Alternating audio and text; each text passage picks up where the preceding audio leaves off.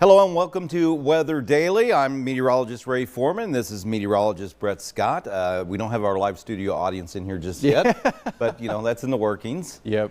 We thank you for joining us. We're kind of hitting on things that are happening this week here in the 4 states and going a little bit more in depth, talking about other things around the country too. Some big news happening. The Northeast, of course, got slammed with snow over the weekend. Yeah. We've got Super Bowl coming up this weekend too. Some of you may be traveling out to see that too. Right, yeah, we'll have a little bit of a talk about what weather you might expect in California. So first, you know, we've got water vapor imagery behind us. Here in the 4 states, really, we've just been seeing a little bit of some cooler temperatures thanks to some northwesterly flow aloft that'll likely continue tomorrow before a ridge that is positioned off to our west begins to build in. But I want to take a look at something else that's going on out in the Pacific. A pretty intense situation going on out there. Several areas of very prominent low pressure, a very amplified long wave low pressure trough. Yeah, and this is Alaska. That's the Aleutian Islands right there.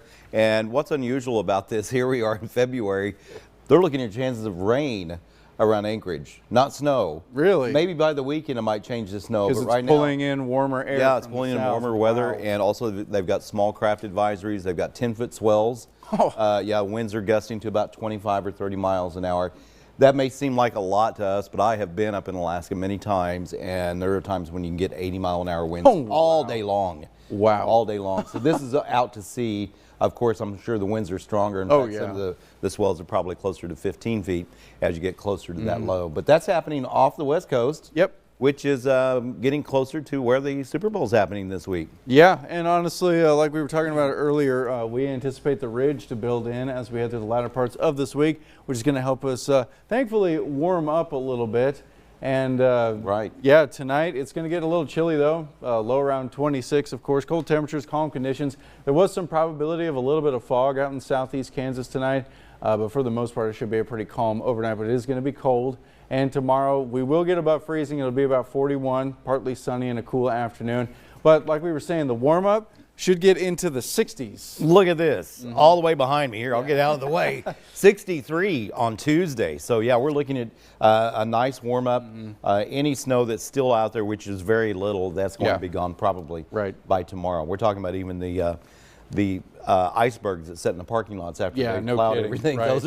Those will be gone too. Speaking of snow melt, you know, usually, hopefully, you know, we can get a little help with the drought that's ongoing, but it's, you know, it's of course still expected to persist. We'll talk about that in a little bit. But hey, if you're expected to go out to California, down in Santa Clara, California, which is around San Francisco, there is actually a chance of rain Super Bowl Sunday during the game. And this is an open stadium too. Not only in Alaska, but yeah, the West Coast around the San Francisco area. This is Levi Stadium forecast, 60s.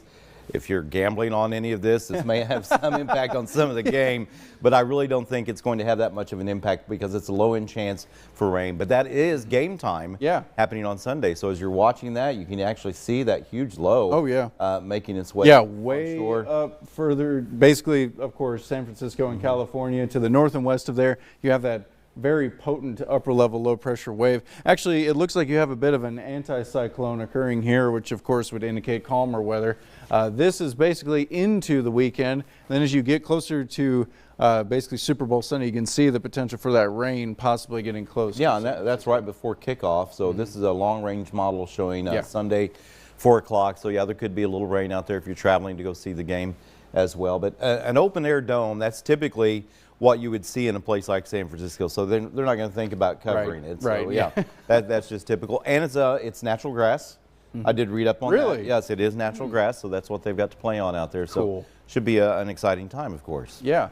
Now the drought. Yes, of course. Yeah, let's talk about the drought a little bit. As you can see, pretty extensive across the United States as a whole, but especially this poor state of Arkansas is dealing with some severe drought. But of course, here in our neck of the woods in the 4 states, we are dealing with severe levels of drought. Even with all the snow melt, likely is they update this on Thursdays. So as we approach Thursday, we'll see the possibility of if the snow had any effect on hopefully alleviating some of that drought. Yeah, now we had 7 to 9 inches of snow, and with that melting, that really equates to about an inch of rain or less, really. So we didn't get quite the impact that we were hoping for as far as moisture, but hey, at least we didn't have to deal with a major snowstorm. It's finally starting to melt. Right. But the drought, yeah, this is the outlook actually taking us through April, correct? This is the monthly outlook for the month of February, and as you can see, it does indicate that the drought is likely to persist across our area. This comes straight from the Climate Prediction Center. Now, if we take a look at a seasonal outlook, for the most part, our area likely to see that drought persist. This is until April. We are also just to our east. There is the potential that there could be some drought improvement or even removal of the drought, and especially in portions of eastern Missouri. But here at home, likely to persist.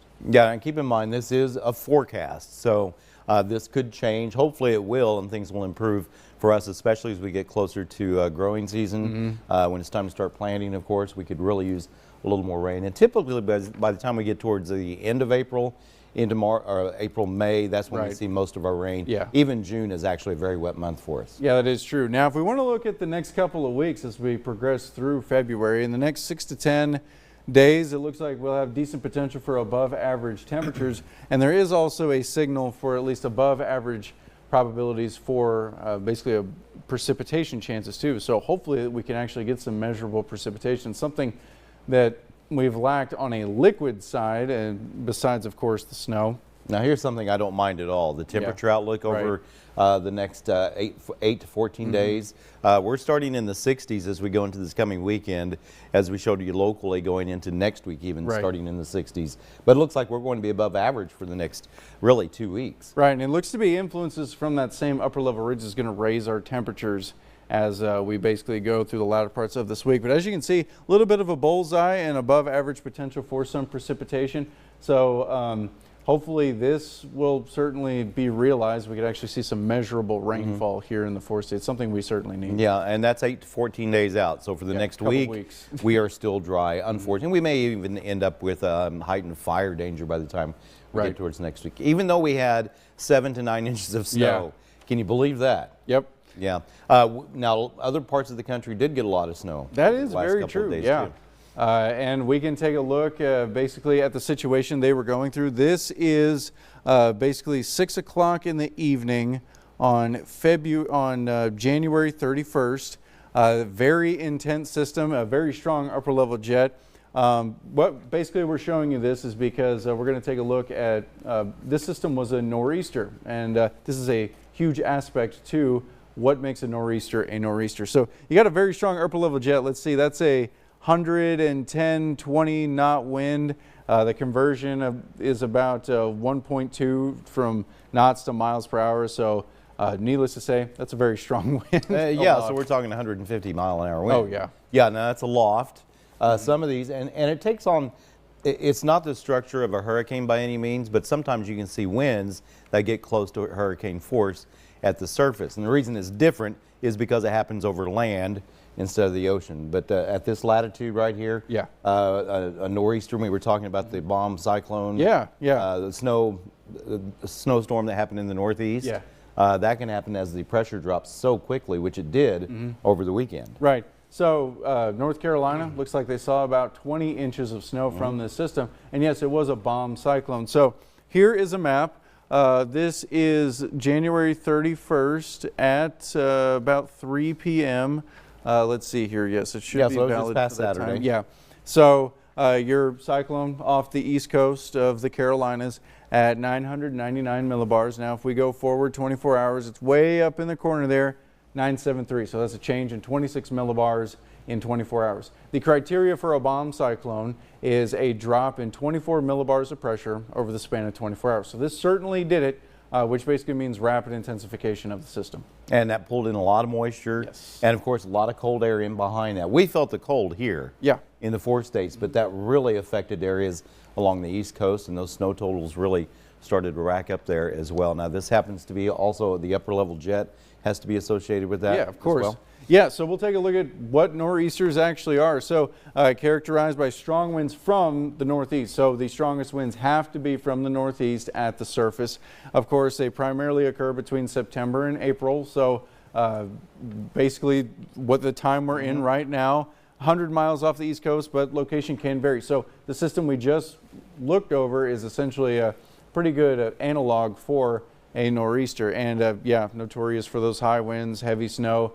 flooding, and of course in the New England and Mid-Atlantic region, which is where they saw this. And here is basically a analog of what a nor'easter would be, usually starting in the Gulf and intensifying rapidly as it's associated with the upper jet and moves off to the north and east, with those very intense winds wrapping around the system on basically the northeastern side of the system itself. Yeah, notice where this system is on the East Coast, but take reference to where we were in the 4 states. Yeah. We all felt the cold over the weekend.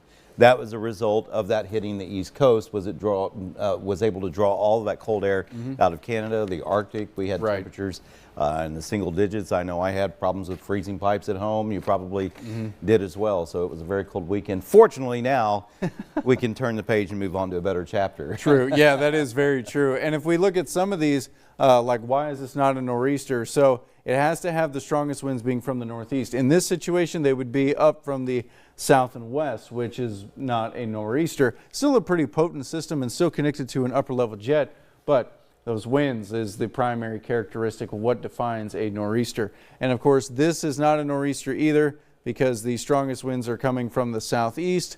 And if we take a look at another example, of course, your strongest winds can be variable and it's disconnected from the jet stream. It has to be connected to that upper level jet. Now, I did happen to mention yesterday at one of the movies, A Perfect Storm. Yeah, yes. That actually included a nor'easter, but also it included Hurricane Grace. Yeah. The name of the boat escaped me yesterday, so I wrote it down. The Andrea Gale was actually the boat associated with that movie, but it affected the National Guard, the water, the water rescue, so many people. And the reason that it became such a big movie is because the boat had gone out to sea.